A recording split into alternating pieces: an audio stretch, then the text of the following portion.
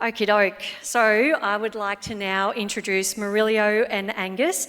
Maurilio is the Senior Agronomist with Advanced Farm Services, and Angus is the Agronomy Account Manager for Nutrien Ag Solutions. So I'm going to do this for every speaker, I warned you. So, Maurilio, if you're a bull in my stud, I would call you NTCA Tropical Thunder. You better come up. I feel weird when you're not up on stage. We'll start that one again. I would call you NTCA Tropical Thunder. Built on Brazilian horsepower, you're a master of tropical ag in the top end, and you're capable of turning any paddock into a productivity powerhouse. He's a bull that has spent 2 decades making land, crops and people perform better. Please welcome Maurilio. Maurilio's got a team, a partner in crime today. So Angus, come on. This is NTCA Soil Sire. This isn't a bull that just stands out in the paddock. He knows the paddock. He is the sire that keeps North Queensland cropping running smoother than a well-timed rain, and he lifts performance from the ground up. Please welcome Angus.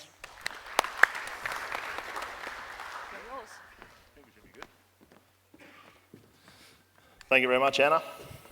Thank you, Ben, and thank you very much to the NTCA for having us along here. And it's probably a little bit sus having 2 agronomists up here standing in front of everyone, but I think our goals, I guess, are more aligned than ever. And I think it's only fitting that we come across to speak here today with Maurilio. So we're sort of just talking on implementing cropping, I guess, into a northern beef enterprise, and Maurilio and I are both up in sort of northern Queensland. So some of the information that we share will probably be a little bit Queensland focused, but we're going to try and share it for sort of northern Australia.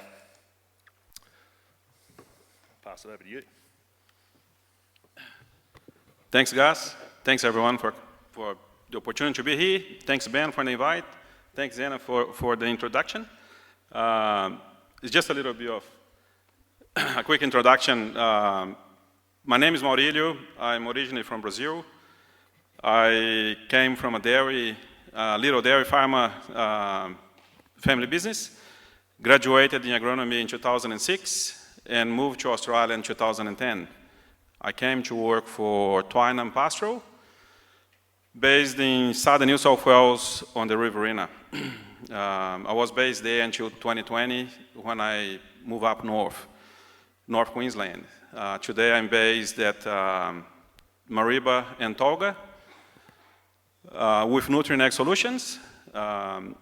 My branch manager, Tom, he was very keen to develop the tropical broadacre farming up there back then and invite me to come up, and I moved up there, so we've been there since. We're facing a lot of challenges. Hasn't been easy, but has been very rewarding. And we touch on that a little while. Yeah, so just a bit of a background on myself. So I'm 4th generation farmer from southeast Queensland near Brigalow.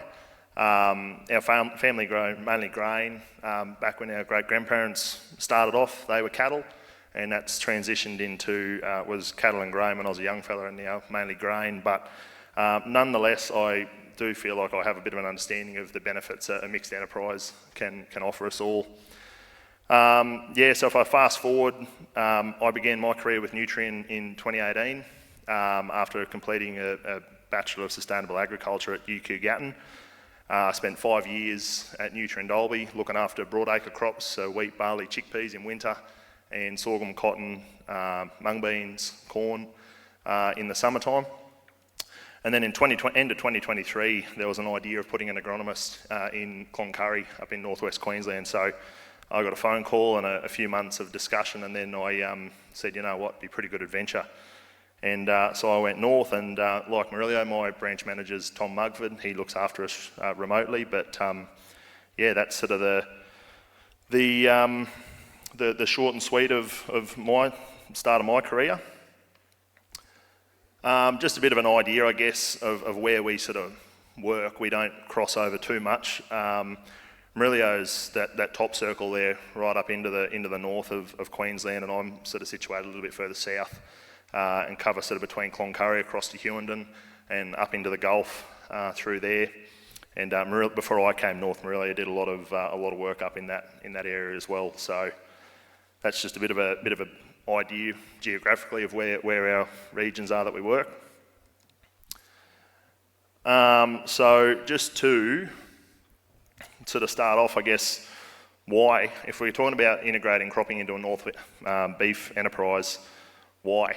And I guess a few points that we've sort of got down here is the feed gap, producing more for the period of the dry season, quality, and I guess we can talk about quality in two different aspects. We're talking about quality of feed that we're feeding to animals during that dry period, as well as the consistency and the quality of the animals that we're turning off from that feed. Increasing dry matter production sort of goes hand in hand with the feed gap, but producing more for those dry periods of the year and making sure it's quality. And diversification of a business, I'm, like I said before, I'm a big believer in it. I think down south there's primarily grain, and then we've got the feedlots to sort of support or take the grain from us. We're in the north, beef is king. So I think having a few cropping enterprises that are supplying hay, grain, whatever it might be, cottonseed, I think the opportunities are endless for us there. And then the last one there, producing more with less. I think it's no secret that we're being asked to produce more with less. And so yeah, I think if we're taking country from productive grazing country into cropping, well, we need to be making sure that we're not robbing Peter to save Paul. So making sure that if we're going to do that, then we turn that cropping country into productive cropping country that's going to provide a return twofold, I'd say. So if we're going to do all that, I guess where do we start? And my introduction at Cloncurry, when I went to see a client about starting off to grow some forage, they said, "Oh, we'll just do the horse paddock." And I was like, "Oh, righto, cool, sounds good." Yeah, it was 1,000 acres that they wanted to go and do, which for my little brain, I was like, oh, 1,000 acres was half of one of my clients that I used to serve. So it was quite a big stepping stone for me. But start small, start with something manageable and achievable that you're going to be able to take care of. We talk about knowing the gap, and I guess that's going to be different for a lot of different businesses, and it's probably different to what I would talk about in sort of northwest Queensland to here. But whether it's been like getting weaners off mum and getting them up to boat weight, or just more of a consistent animal at the end of the day. So I guess the knowing the gap will be different depending on your operation or what you see fit. A gross margin, Maurilio is going to show some later, but I think there's no secret that if we're going to grow crops, it's expensive. There's money involved in it. But the idea is if you have a gross margin, you understand what you're up for at the beginning, there's going to be no shocks at the end. And I think Maurilio's got a really good gross margin later on to sort of to show that. And then seek professional advice. I think that's a lot of things. A lot of you've got agents or a lot of different people. We've got bank managers, everything else, and I think an agronomist is just another tool in the tool belt for that. This is our bread and butter. This is what we could do. I could sit up here and talk about farming all day till the cows come home, but I'm not going to do that. We've got a time frame. So by all means, just reach out and if you don't know, find someone who does. And Nutrien's got plenty of people that know agronomists, animal production, everything. So yeah.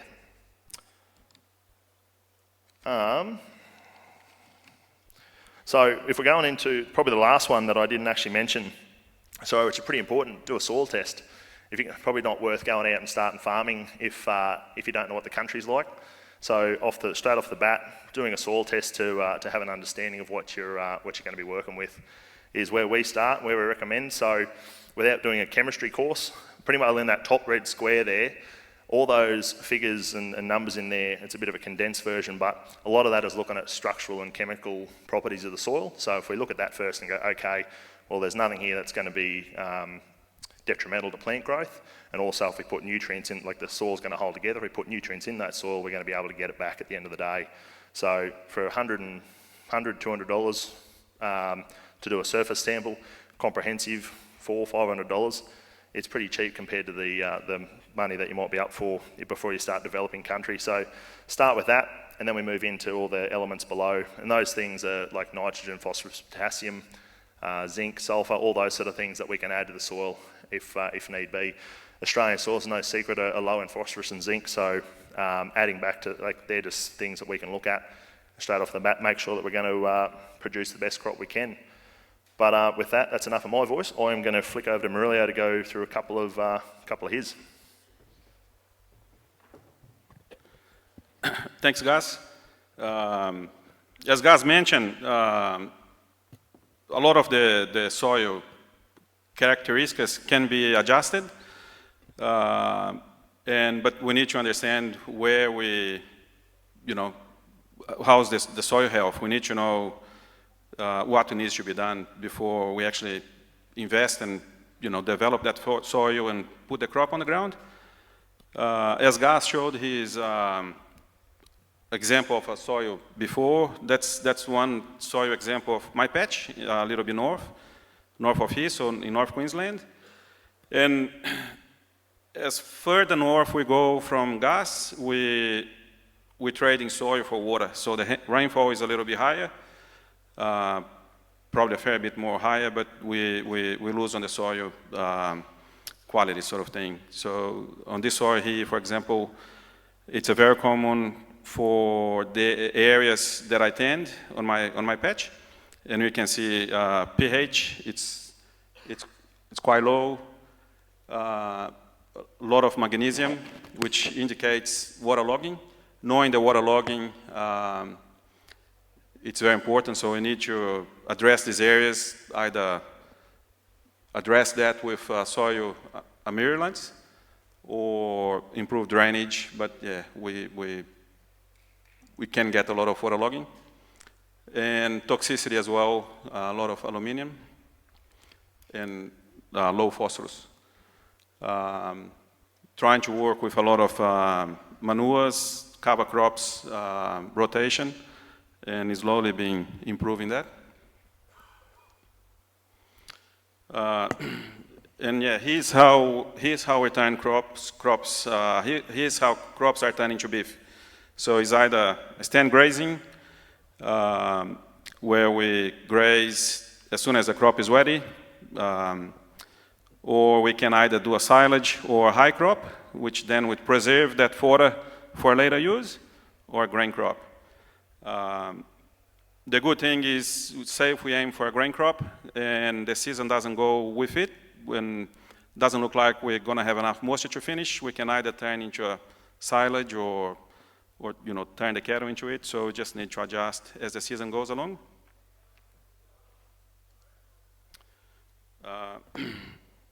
That's to picture one of just example of sorghum, forage sorghum crop we planted up there. This crop was planted in early December, before the wet season, with aiming to be chopped in late March, early April. This crop was probably another 3 weeks. This picture was taken about 3 weeks before we actually cut the crop. But yeah, the crop was really good quality. Yield-wise was about a 12-ton dry matter per hectare. And with that, so another thing we need to be mindful is varieties and plant population. Because one thing we know is we are going to have a wet season. It's just we don't know how wet it is or when that's going to start. So we need to have a plan A, plan B, plan C, plan D, because we have a plan, but as the wet season progresses, we just change. And working with varieties, different crop maturity, that's a key for the success of the operation. Again, that's an example of forage sorghum as well, but that was planted after the wet season. So this crop, we just manage the weeds or stubble cover. We need to have some sort of cover crop to protect the soil. And so and then we plant as soon as we can after the wet. So this crop was planted on the 15th of April and never got a drop of rain, come up on the 10th. 10 days after that, so come up on around the 24th of April, and that's a month later, on the 28th of May. This crop was probably a couple weeks before we actually chopped. We can do really good quality feed this way because we can time the chopping time the best way. So we preserve a lot of the forage qualities. The tonnage is probably about that 4 ton, 5 ton a hectare dry matter compared to the December planted, but yeah, can be done as well, so it's another option. That's a forage sorghum planted this year, just in December this year, sorry, before this season starts. It's a new fresh paddock that's been developed this year. And as Gus mentioned, gross margin, it's very important. So it's important to know, it's good to know where you're going to aim for, but you need to be mindful of the cost as well. And so in this scenario here, for example, we work on, that was a forage sorghum lab operation. And the profit we're looking at, the gross profit was about just under $1,200 a hectare. We worked on, back then we budget for $4 a kilo live weight. Cattle in at 220 kilos, out at 320 kilos live weight, so gain about that 100 kilos per head. Calculate the consumption, utilization. We're never going to be able to utilize everything that's produced on the paddock because there's a lot of trampling and wastage. And that's cattle, what's the requirements and all that. But yeah, the bottom line is the total gross is about $2,000 a hectare. The cost we calculated was going to be $880 a hectare, give and take. And that's a return of about 135%. And into the costs, we have ground prep, seed, fertilizer, herbicide, insecticides, harvest, silage. That's not the case, but yeah, and agronomy. And to illustrate, so that's sorghum lab fodder. So that's one of my first crops when I move up north, and that's one we planted this year. Same scenario. So that's sorghum lab planted in December. We like this mix. Provide the paddock has been in production for a while, and we can manage the weeds. We like this mix because the lab or kelpie, they are a legume. They will provide nitrogen for the crop. They will improve the soil qualities, but they are also going to improve the feed quality with high protein. And for us,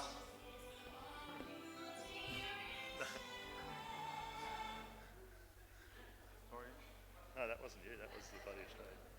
Oh, that one. No, sorry, guys, I don't know you. It wasn't your phone. It was. Yeah.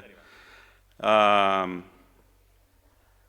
Yeah. So that's we like that sorghum lab scenario. So the lab is really top-rooted. And you can see here the cattle grazing, a lot of lab coming back late on the season, just before the next season started. One other crop that's very popular and we do a lot is for grain sorghum for either grain or silage. As a silage, grain sorghum, it's really good quality, very good quality, similar to corn. It doesn't yield as much as corn. It's probably a third of the yield, but it's also a third of the cost as well. So it is a good entrance for farmers looking to silage crops and produce silage. It's another picture of a grain sorghum, and that's corn. So a lot of the growers, they start with grain sorghum, and as they get confident, they move into corn silage. A lot of growers up there on my area, so they're starting to use these sausage bags. It's quite common down south. People use that for store grain. We're actually storing that for storing silage, and it's good because we can move on the farm and you can build the silage next to where you're going to feed the cattle or where the crop is, and that's, yeah, and store the silage quite well as well.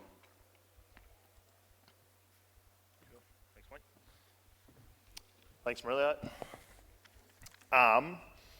Yeah, so sort of switching gears, but one of the things that I've been sort of playing around with over the last probably 12 months, and working with clients, it was sort of not really planned, but I guess we're talking at the Tech and T, and data-driven decisions for better beef. It should be data-driven decisions to be better on beef. That's how I should have worded it, but anyway, I'll put that in the mental bank for the future. But I guess what I wanted to just discuss here quickly, ag and tech, it's all around us. But what I love about the tech is removing the guesswork and creating data-driven decisions rather than the rest of it. So an example here, we're talking about using like in-field live weight monitoring systems. So I'm no guru on all this sort of stuff, but the value, I see value in, if I can see value in a product, I'm more than happy to sort of, if I was going to use it at home, then I'm more than happy to try and like talk to clients about it and get them to look into it as well. But one of the things I guess I've become fascinated in a little bit, and I wish everyone had one, was one of these in-field weighing systems, or what I would probably relate it to is like a yield monitor of the row crop world. So for years we've had machinery that we can monitor tons of grain harvested per hectare and get a map printed out. We can map how many cotton bales we've picked, silage we've cut, whatever it might be. We can map all that data, and then using that data, as you see behind those headers there, we can use that to create in-field management decisions, and we're taking the guesswork out of it. How much fertiliser do we need to apply from what we've taken off that field is probably the most simple one. But like the way I look at it, with these likes of like a Strombo or something, for example, you could use that to monitor your in-field live weight gain and make management decisions based off that and take the guesswork out of it. Instead of having to wait, a couple of months before you decide to run the cattle through the yards. Also coupling that with something like an NDVI image, which is down the bottom right there. You can obtain satellite image to give you an idea what plant biomass is still left in the field. So instead of you, like obviously even as an agronomist, we've still got to get out in the field. We've got all this tech. We still need to be out looking at plants, looking at all these things. And same as you guys, still need to be out looking at fields, looking at cattle, checking waters, everything else. But there's all this data that we've got access to that could also help with our decision making. So coupling these two pieces of technology together, I think is a no-brainer. We've seen real big benefits from it this year. Just an example, like those steers up in the top left corner, you'll see there, they were grazing forage sorghum, and using the in-field weighing system, we were able to actually measure that they were gaining 1.6 kilograms per day as an average. They were supplemented. They had a supplement mix, a loose leaf mix there. And it's also worth noting that that they had a sulphur block out there, and you'll hear a lot of people talk about like forage sorghum and prussic acid and all those sorts of risks. Well, sulphur is one of those. It runs a few different benefits, but running a lick block out there does two things. Also helps mitigate the prussic acid risk, helps break down that, but then it also helps you break down the lignin and the fibrous material within the stalk and the leaves of the forage sorghum, and you get better utilisation out of that. I wish I had a photo here to show you, like grazing with and without a sulphur block. It's pretty unreal, but yeah, I've seen huge benefits in that this year. But as we know, we're farming in the north. Things aren't always that simple. And I mean, you've got to laugh at that. If you don't laugh, you'll cry. I don't know, these are Maurilios. I don't know how they got them out, but they did, I'm guessing. But yeah, I guess I think part of it, it's always going to be, well, it's not always going to be wet, but if it's going to be wet, what decision-making tools have we got up our sleeve to help mitigate that risk? And I guess Maurilio's discussed variety selection, and we've got planting, time of sowing. We can look at that to plant along. If we're going to plant a bit earlier and run the risk of the wet season, we plant a long season variety to make sure that we get through that wet season before we're looking to graze or cut for hay or silage. If we're planting at the end of the wet season, then we plant a quicker variety. We might plant something that's coming to head of maturity within 60 days instead of 120. So we've got varieties up our sleeve. We can also look at drainage within paddocks, the amount of water we're talking about up here. If we look to design farms or put in drains and stuff to try and shift water off farms as if they were an irrigation property. So we've got more than enough tools up our sleeve to help us. We can't fix the rain, we can't do anything about it, but that's just part and parcel of farming in the north. But I think also, like, if we're going to get rain, can obviously bring a lot of devastation to the area. But this year, I think we saw the rain bring a lot of opportunity, being that rain to get out there and start planting these fodder crops and the rest, and move on to that, grow hay to replenish stocks. But one of the other things that in the northwest that I've been playing around with a couple of clients, chickpeas on the left. Chickpeas have cemented their place in northwest Queensland for sure. Last year we had just over 15,000 hectares of them planted, and this year I think we're probably going to supersede that. We could be up to closer to 20,000 hectares of chickpeas that are going to be planted. Benefit of them, if we miss all our planting opportunities through the wet season, we get to the end and we've gone, we can't plant sorghum, we can't do all these other crops. Chickpeas, you can sow them in April when the wet season's finished, put them in 6 inches deep, Kelly chain over the top, and those suckers are taproot, and that crop there grew on no rainfall, and it wasn't on a deep soil. So they sort of just give us a bit of a fail-safe, as the way I look at it, in any operation. And then the one to the right, the wheat, well, that's got a few different fits. We grew that for a bit of stubble cover, was one of the reasons. We didn't actually think it would go to head, given how hot it was. But typical wheat crop down south, you're probably looking at 5 months, and we were harvesting that within 90 days or 100 days. So, it was quick, but two things. We got stubble cover, so next wet season we can capitalise on the rainfall better than just the bare ground. Got to remember this: we're stewards of the land. That ground's had grass on it since the dinosaurs walked on it. So, if we take all that off and we get a big rain event, it's just going to strip it away. So, ground cover's number one to making sure that we can guarantee a crop the next year. And then the other thing too, we harvested that grain, and 40 tonne of it went into town, and the local butcher grain assisted their cattle, and that meat went back through their own butcher store. So, I think there's little things like that are pretty cool to see. Like you can see the ball starting to roll, and there's plenty of seed producers that are looking to capitalise and bring more wheat through from like Mexico and places like that, where we're in a very similar climate. But just quickly, I know we've been waffling on, but also trying to get a field demonstration site going at Max Welton. The idea of this is we field enough questions of what about this, what do I do with this, can I grow this? We've got a site going in, hopefully, if it doesn't want to stop raining, but we'll have about 20, 30 different crop types, and we'll be able to answer questions, have people come in, touch field, look, discuss hay varieties, grazing varieties, silage varieties, as well as all these other legumes, and for grazing as well as grain, all the rest of it. So we're working on that. Still got a lot more to go, but anyway, we'll see how we go with that one. It's just us trying to, back our decisions we're making. And I guess just, take-home messages. Obviously, we talked about the feed gap and the benefits that like forage and all those can do. Paddock development, we discussed that at the end there, about at the start, soil testing and the likes, and just the key steps to think about before you go do anything. Crop management, I said don't bloody rob Peter to pay Paul, and I think that's it. If your soil needs nutrition, well, it's not going to get passed on to the plant, which is not going to get passed on to the animal. So crop nutrition's key. Variety, plant population, we've discussed that and its importance. And finally there's professional advice. If you've got any questions or anything, by all means, take our numbers down. We'll be here for the next couple of days, and keen to chat and keen to learn more about the beef industry. So we're excited to be here, and thank you very much for having us.